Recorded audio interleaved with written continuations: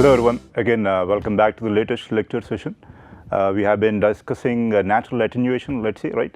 And in that context we were looking at the relevant mechanisms. So again a quick review of the relevant mechanisms, right? We have different mechanisms, and in that context we looked at aerobic process. Again they are part of the respiration based process, let's say, for the microbes, respiration. And what is this about? You have electron donor plus electron acceptor, not plus, let's say, electron acceptor, then going to relevant products and energy being released for the utilization by the microbes, right? In the aerobic process, obviously the role of electron acceptor is played by oxygen, and then we moved on to looking at anaerobic process, and in this context that you do not have oxygen anymore, but the other electron acceptors are available. And what are these other electron acceptors available? So you have, I believe, the nitrates and nitrites, let's say, right? And you have what else? The ferric, not ferric, yes, ferric, I guess, right? Fe3 plus. So we have NO3 minus, NO2 minus, and Fe3 plus, right? And I think we had sulfates, carbon dioxide, and at the end of the chain, right, you have the chlorinated organics. So obviously decreasing energy, let's say, that's released, or decreasing amounts or levels of energy that's released when you choose the relevant electron acceptor in this order, right? So obviously the key is that if you have nitrate and carbon, chlorinated organics, let's say, which one will the microbes choose for the electron to play the role of electron acceptor? Typically the nitrates, let's say, right? So for your chlorinated organic to be reduced, you should not have any of the other competing electron acceptors, right? That's something we looked at. And again, in the context of anaerobic process, we looked at fermentation too, right? When a particular organic compound is transformed into a more oxidized form and also a more reduced form, right? We looked at that particular example.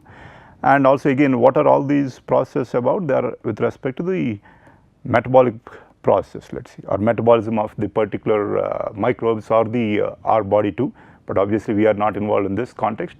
So the relevant microbes or any living organisms have their own metabolic process which are involved in deriving the relevant energy for their particular system, let's say, right? So the reason we bring this up is we also have something called co-metabolism. And what is this about now, right? So it's that your microbes have enzymes, let's say, that act as catalysts, right? How do they act as catalysts? Again, there are different aspects obviously, but typically it is a lock and key, called a lock and key mechanism, let's say. And it, identifies a particular molecule by its shape, let's say, right? So if the enzyme, let's say, wants to, prefers to act upon a particular shape, compound, how does it look at it? It tries to identify it by its shape now. But if there is another compound with the same shape, let's say, or size 2 maybe, right, this particular enzyme will mistake this particular competing or similarly shaped compound for the compound that it actually wants to act upon, right? So in that context you have co-metabolism taking place. But in this process the energy released, if any, will not be utilized by the microbe. So by error or in error, let's say, or erroneously, this particular catalyst acts upon another particular compound which is your particular compound of concern, rather than acting on something else that it actually preferred to. Why is that? The shapes, let's say, were relatively similar, right? Again, co-metabolism, but that's just one aspect, right? So these are the different mechanisms, right? And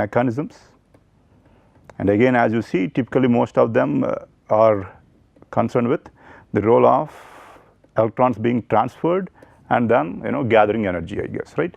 So and the energy that's derived from these redox process. Obviously, what are these equations or reactions or process we have looked at? The redox process. You have reduction and oxidation of the relevant compounds occurring, redox process, and typically what are we looking at? Electron accept, right? So these are the aspects obviously of the mechanisms. The next aspect obviously is how do I, let's say, prove or estimate or predict, let's say, if degradation is actually going to occur or not. So what are the aspects that I need to look at? Let's say historical data if it is available. So for that particular type of contaminant, let's say, if you have data, let's say, and there is considerable data now, or considerable body of knowledge, or a lot of knowledge, let's say, in this regard. So typically for most of the usual compounds, you can find some historical data, let's say, right? Or obviously you are also going to have lines of evidence, let's say, that you are going to look at. What are they? Let's say if this is my plume, let's say, right, and this is my flow path, let's say, right, and I am concerned with this 2 locations. So I take the samples along the flow paths, right, and then I look at, what's the change in concentrations, or pardon me, the mass, let's say, in the system, or change in the relevant concentrations between the relevant locations and so on. So I look at those lines of evidence, right. So in this context, what can I analyze for? Obviously I can analyze for the contaminant itself, right. So the contaminant itself can be analyzed for, right. But for example, you know that you also have the non-destructive mechanisms, as in sorption can take place, volatilization can take place, let's say, right. You have other non-destructive mechanisms. So how do you figure out, let's say, whether or not your compound is actually being degraded, or the destructive mechanisms which are brought about by the biological process are taking place? How do you look at that? So obviously to understand that, you can look at the byproducts that you would expect, let's say. For example, if a particular degradation is taking place, obviously you will have the relevant byproducts. So you can try to look for and analyze the concentrations of those byproducts, along these, or in this system, let's say, and then understand from that it's not just what do we say, non-destructive mechanisms that are playing a relevant role, but obviously the destructive mechanisms too. So you can look at byproducts, and typically depending upon the type of contaminant, obviously people look at hydrogen formation or generation too, right. For different types of compounds, you have the relevant data. Hydrogen is used as one particular metric. Some people use ORP measurements, let's say, to look at whether reducing conditions or oxidizing conditions prevail, and if so, then will the relevant process go through or not. But typically, it's not a great way to analyze the system, especially in the subsurface, because some of the relevant compounds are not very or the ORP probe, right. It's a probe, you are putting in a probe, it's not very sensitive to some of these compounds that we are looking at. Again, that's a very generic way though, right. So typically byproducts, hydrogen, or maybe sometimes ORP, but again, as we mentioned, that's not a great way, right. So these are generic cases, so obviously lines of evidence, right. So what else can I do though, right. Obviously I can conduct, let's say, try to get that particular soil sample, water sample, let's say, the contaminated one from the lab, not from the lab, pardon me, from the field, take it to the lab, and understand, let's say, is the degradation going to occur or not. So what are we looking at? We are looking at microcosm studies, let's say, right. So what are we trying to do here? From the field, I get a sample of the aquifer, let's say, right, or the media. I get the sample to the lab, right, and then let's say I am trying to predict, let's say, the degradation rates or the rate constants, let's say, of the relevant process that would lead to degradation of this particular compound, right. So how do I do that? So first I spike the aquifer or the sample with the contaminant, let's say. So I have different particular samples, obviously not one, because obviously I need to look at regression later on, right. I am going to have a number of such aquifer samples. I am going to spike them with the relevant spike, as in add the relevant concentrations, let's say, of the contaminant, so that they are either similar or in the range of the contaminant concentration you would expect in the actual scenario, right. You will do that, and then you will check, let's say, or you will monitor the concentration, with time in this particular lab, let's say, right, and then look at, let's say, try to model that with respect to your mass balance, and try to get your rate constant, which will give you an idea about is the degradation actually occurring, let's say, and also if it's occurring, is it relatively fast enough or not, right. So this is something we are going to spend some time upon, and it's can seem a bit tricky, but it's again from the basics or such, right. So obviously what are the relevant aspects involved here? I am trying to get the rate constant here, and what data do I have? I have the initial concentrations, let's say the C naught, which is what I am putting in, and so with time I am measuring the concentration C with time. So at time 0 I have C naught, and I have different data here, let's see, right. So here the key is that we also have soil and groundwater in between, and also the contaminant here, right. So you can either measure the concentration in the groundwater or also the concentration in the adsorbed phase, or the one adsorbed onto the relevant soil here, let us say, right. So, Q is what I am looking at that, or not looking, pardon me, using to represent the concentration of the compound adsorbed onto the soil, let us say, right. So, but one aspect again before we need to go further, and I think this is something we discussed, I believe, earlier when we were talking about pump and treat, right. So, when we were talking about pump and treat, we looked at different scenarios, as in we looked at cases when we had the compound only in the aqueous or the dissolved phases, and also when it was both dissolved and also adsorbed onto the relevant soil, let us see, right. So, and then also the NaPl phase and so on. Obviously, we saw that pump and treat works well if the compound is only in the dissolved phase, or most of it is only in the dissolved phase. But if you have considerable adsorption, the time taken for pump and treat is too high. In that context, how did we analyze the system? I believe we looked at the total mass m at time equal to 0 is equal to the concentration, not the concentration, mass in the dissolved phase and mass in the adsorbed phase. Why are we looking at that? Because even in our microcosm study now, we get the relevant sample from the field, and it has the relevant soil and the groundwater and the contaminant. So, some of the contaminant, let us say, is in the groundwater or the water in the pores, and some of the contaminant is adsorbed onto the soil here, right. So, here we obviously need to take into account both these particular aspects, let us say, right. So, in that context, I am trying to refresh your memory. So, what do we have? We have the what do we say, mass in the dissolved phase plus mass adsorbed onto the soil, let us say, right. So, we already worked this out, it is nothing but epsilon V. What is this? Epsilon is the porosity, V is the total volume times the concentration of the compound in the aqueous phase, right. So, this is volume times volume of water or groundwater, let us say, into concentration of the compound in the groundwater. So, that I am going to write as mass of contaminant in groundwater by volume of groundwater. So, obviously, these two cancel out, and I end up with mass of contaminant in groundwater, and also mass in adsorbed onto the relevant soil. So, I believe we looked at, so obviously volume, bulk density, right, and what else? Obviously the concentration, right. So, here I have volume, dry bulk density, and the concentration. So, what is Q? Q is nothing but similar to, let us say, the mass of contaminant on soil or adsorbed onto the soil by mass of, or per mass of soil, let us say, right. So, these are the aspects we looked at, right. So, again, what is the case now? We have the relevant soil, the relevant compound is adsorbed onto soil, and also in the groundwater or in the water present in the pore space. So, we need to look at these two aspects, and this is what we have here. But what's one other aspect we need to look at? Obviously, the concentration in the groundwater is also going to be in equilibrium with, let us say, the concentration in the soil, let us say, right. So, if it is 2, let us say, if there is an equilibrium right now, and then I add more contaminant to the concentration in the groundwater, let us say, what is going to happen now? This is the system, earlier it was here and out here. So, now the system is again going to try to reach equilibrium, right. So, the concentration in the relevant groundwater will decrease. How is that? Because some of the compound is now going to change phase into the soil phase, right.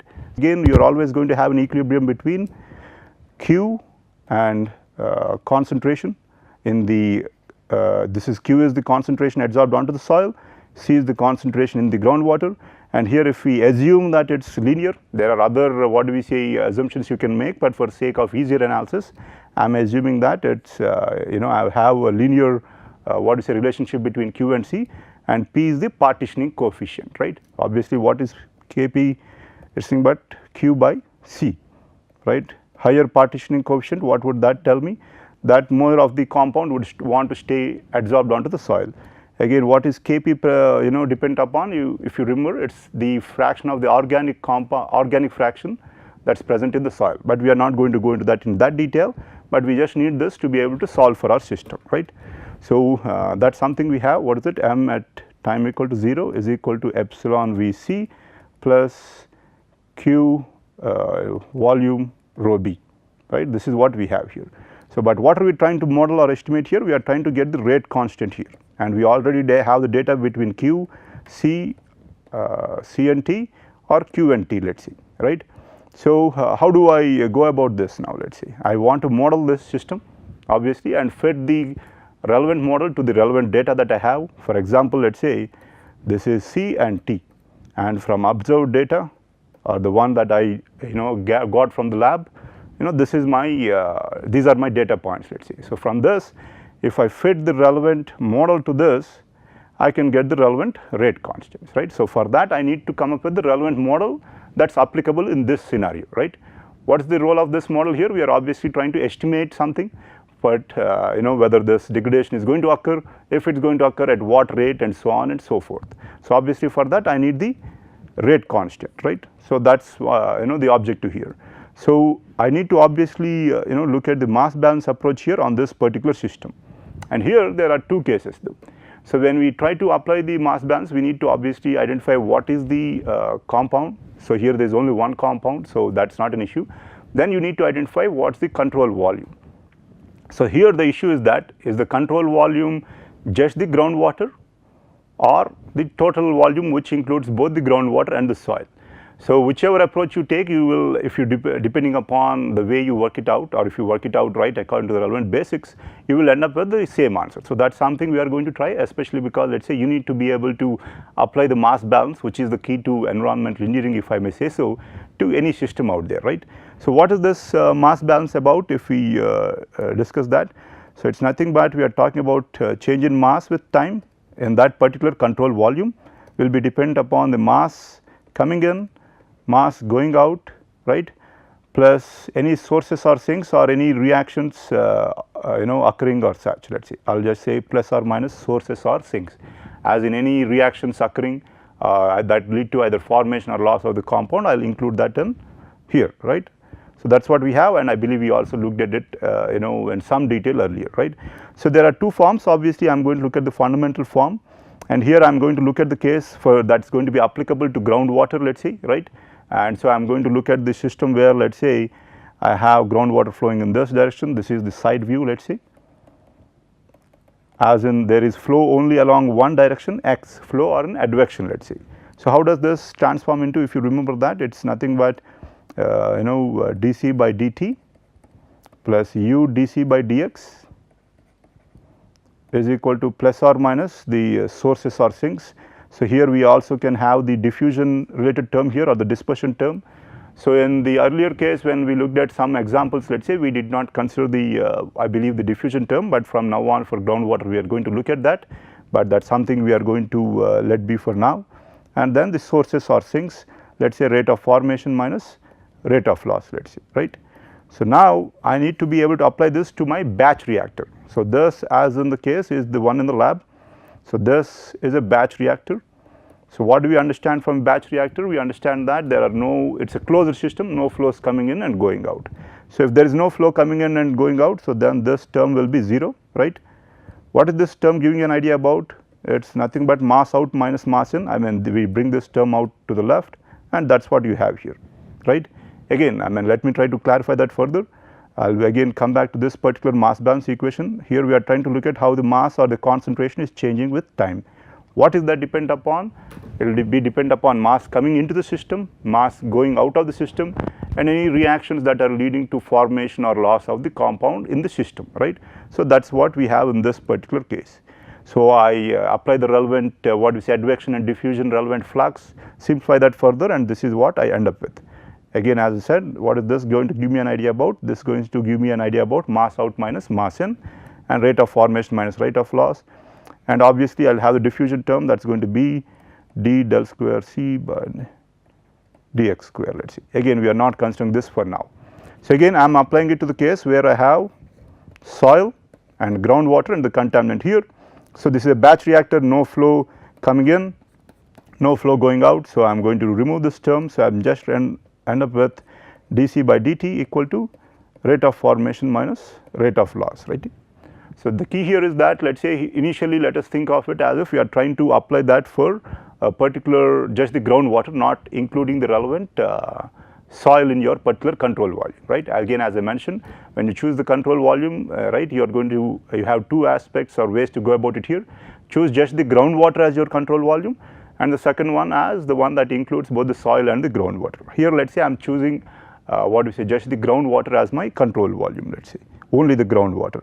So, how do I go about this? Obviously, there are still the sources or sinks, if any. So, how do I go about this now? So, we have this dC by dt is equal to rate of formation minus rate of loss, right.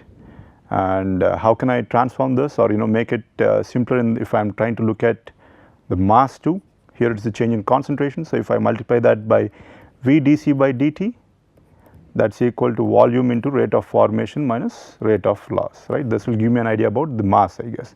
So, if I have any other additional sources or sinks, obviously I have that term out here, right.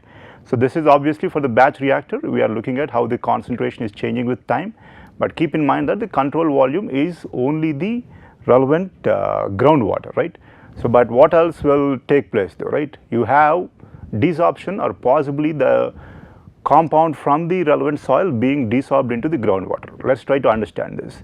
So, let us say initially the concentration of the relevant compound in the soil will be in equilibrium with the concentration in the aqueous phase, right. This is where we are, let us see. And the microbes are doing their job, and you have degradation of the concentration in the groundwater or in the water, right. But is this going to stay as it is, or this particular concentration in the soil and the concentration in groundwater? No, because as this particular what do we say, concentration in the groundwater decreases, you no more have equilibrium between the soil and the relevant water, right. So, again you are going to have desorption from the soil into the relevant groundwater, or the system is going to be something like this, right. So, you are going to have this occurring simultaneously, as in desorption occurring simultaneously. So, that is something that we are also going to have to take into account. So, let us keep that in mind. So, what do we have here? So, we are going to consider that it is pseudo first order or first order loss. C goes to products, and what is the rate of this particular reaction? It is nothing but the rate constant times C, and what is the rate of loss of this particular compound? It is times the stoichiometric coefficient, but stoichiometric coefficient is 1 here. So, it is Kc. Is the compound being formed? No, the compound is not being formed. So, the rate of formation is 0.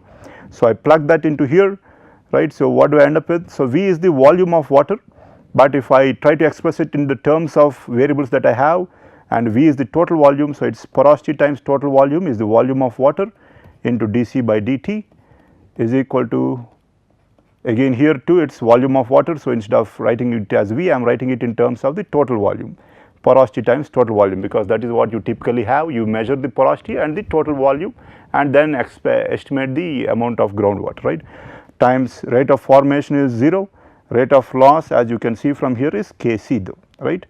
And obviously, we have to also look at this particular term. What is that about? What is the desorption that is occurring from the soil into the groundwater, right. We always have this particular equilibrium maintained, right. So, assuming that let us say this rate at which this desorption take place is faster than the rate at which this degradation take place, right. So, I am going to make that minor assumption and go ahead and work that out. As we looked at earlier in this case here, where do we have that? Total, we all have the concentration both in the aqueous or in the groundwater and also in the soil, right. So, let us just try to write that here. Total is equal to that epsilon Vc plus rho b V into Q, right. So, this is what we have out here, right.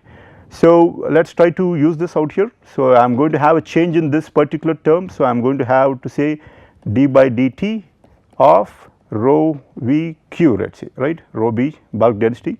But do I have a positive term or negative term here, and how do I understand that, right.